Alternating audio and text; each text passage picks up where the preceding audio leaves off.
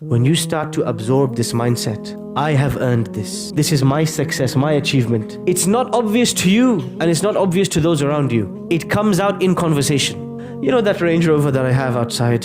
I'm thinking of upgrading it this year. You know those 3 houses next door? Yeah, I own all of them. You just slip it in conversation. This is what happens with this man and his neighbor. He goes to his garden. He plucks the fruits. He goes to his neighbor. قَالَ لَهُ صَاحِبُهُ وَهُوَ يُحَاوِرُهُ. This is really important. While chatting to him, you know, like you normally chat to your friend. How's it going? What's new? He just slips it in. أَنَا أَعَزُّ مِنْكَ مَالًا وَنَفَرًا. You know, I've got more wealth than you and I've got more employees, you know. He just slips it in like that in the conversation. Without realizing, he started to boast to people around him. And then he goes back to his garden. The mindset is so deeply entrenched inside him. وَدَخَلَ جَنَّتَهُ وَهُوَ ظَالِمٌ لِنَفْسِهِ.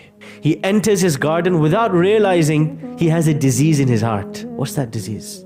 قَالَ مَا أَظُنُّ أَن تَبِيدَ هَذِهِ أَبَدًا. Some scholars say he didn't even say this out loud. He's thinking this as he walks into his garden, as he strolls between the trees, as he looks at the acres of land. He says, this is never going to finish. I'm going to pass this down to my kids, my grandkids. People walk past their properties. They go and they log in to see their savings account. They say, you know what?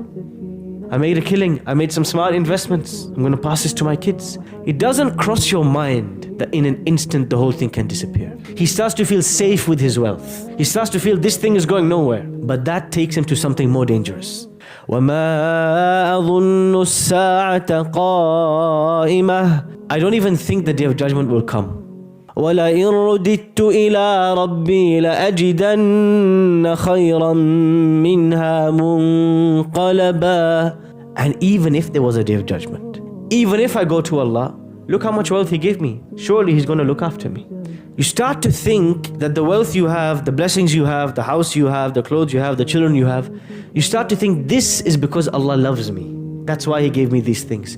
So I'm going to get a default access to paradise.